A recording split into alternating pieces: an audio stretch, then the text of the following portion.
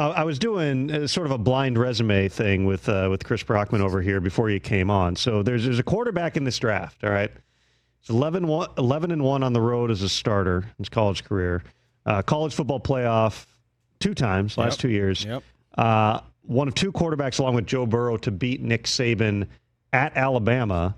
Won the Big 12 championship and then went to the SEC championship. Is that Cam Ward, Brockman? Who is that? No, I don't think it's Cam Ward. It's not. I don't think Shador? it's. I don't think so. No, we have him on the show. It's Quinn.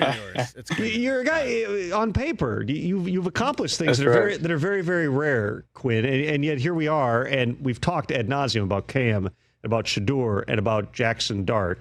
Just give me your feeling about your status within this quarterback class now as we approach the draft. Yeah, man. I mean, like you said, I feel like I'm a little underlooked for sure. Just looking back at my resume, winning the last 21 out of the 26 games that I played. Like you said, going to Big 12, winning that game. And then first year in the SEC, going to the SEC championship game. Back-to-back years in the college football playoffs. And, it was a fun ride. And I mean, I couldn't be more excited. And like you said, I feel like I'm the most polished quarterback. I've been through the most coming out of this draft, the most. I just feel like I'm the resiliency that I've shown and the mental toughness that I've shown is pretty much unmatched from kind of what I had to deal with and what I've been through. And I wouldn't trade any of it for anything. I think it's getting ready for the NFL and whatever's to come my way. But yeah, 11-1 on the road. Only loss was my freshman year against Oklahoma State. So finished out 11-0 on the road. I mean, team was 5-7 before I got there. Finished 27-5 my last few years. It was fun turning that program around. And with some help, obviously, but it was a lot of fun. You come across as very mild mannered in this interview setting, Quinn. But I've seen you on the field. I know there's fire there. As you're watching this draft play out, and who knows how many quarterbacks, Cam Ward in all likelihood going one. We'll see how many quarterbacks ultimately go ahead of you. But is there any part of you that as the draft is rolling out, anytime a quarterback is taken, they'll be just like, bleep you, I'm coming for you, bleep you. Do you anticipate those types of feelings?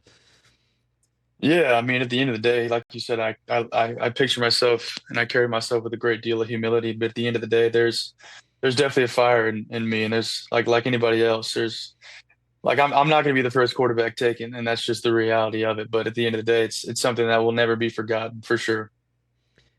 There was a game last year, and I've wanted to ask you about this. It was Arizona State, and late in the game, it looks like you make an audible call for a big play. Do you remember the play I'm talking about? Can you take me through what that scenario and what happened? Yeah. I mean, it's 4th and 13. I assume that's the one you're talking about.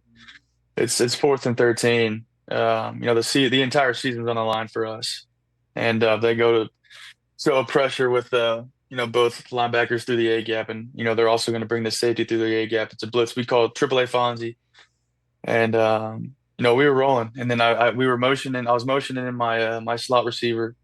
I held him up, and I got us into a full man slide to the left, and then the tight end and the running back protecting off my right side, and then Matt was on a little double move, and I wanted to keep that on, and kept it on, and then protected myself up, slid a little right.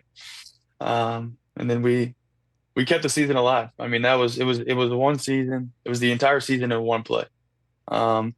And for me, kind of be the center point of that, getting us in the right protection, making the right throw, and for Matt to be able to catch the ball. When it boiled down to it, I mean, it's just one of those that it's going to stick with me for a while, and I feel like it's going to stick with Texas football for a while.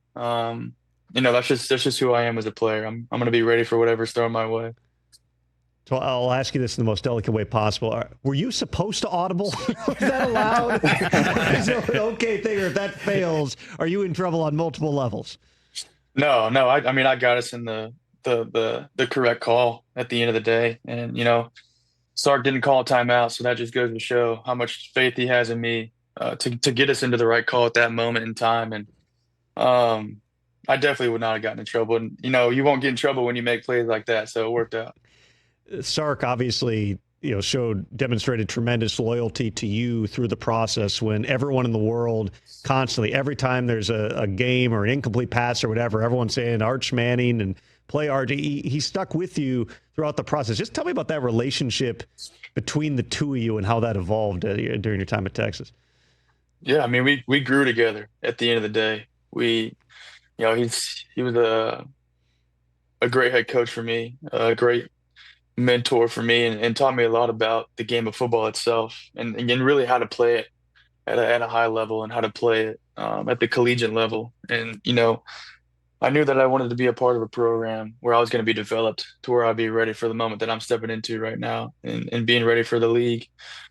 But no, he was great to me. He's a very good communicator. So, we were always on the same page about things, and, super, super excited to have him in my corner. And it was great to get to know him. And, I know it's a relationship that's going to last a lifetime. So you mentioned earlier the mental toughness that you developed during your time there. You also had physical toughness, because my understanding, that injury you suffered, I think it was an oblique, was like way worse than people realize. Can you just describe to me what that injury was and how long it took you to feel like you were fully functional again?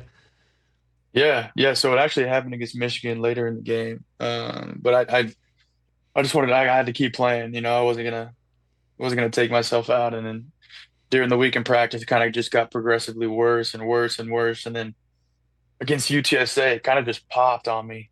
But it was a slight tear in the 10th metatarsal rib area, which, I mean, it's the same thing Derek Carr did this past year. Yeah, man, it was not a comfortable injury, especially being a rotational athlete. But like you said, it just goes to show who I am as a player. My physical toughness is just as good as my mental toughness. And, in this league, it's just what it takes. You got to be able to play through injuries and play through some bumps and bruises. But yeah, it definitely stuck around longer than I would have liked. But I'm feeling great, and I wouldn't have changed playing the game with my teammates, with my guys, for anything. Catch the Rich Eisen Show live weekdays from 12 to 3 p.m. Eastern on Roku Sports Channel in the U.S.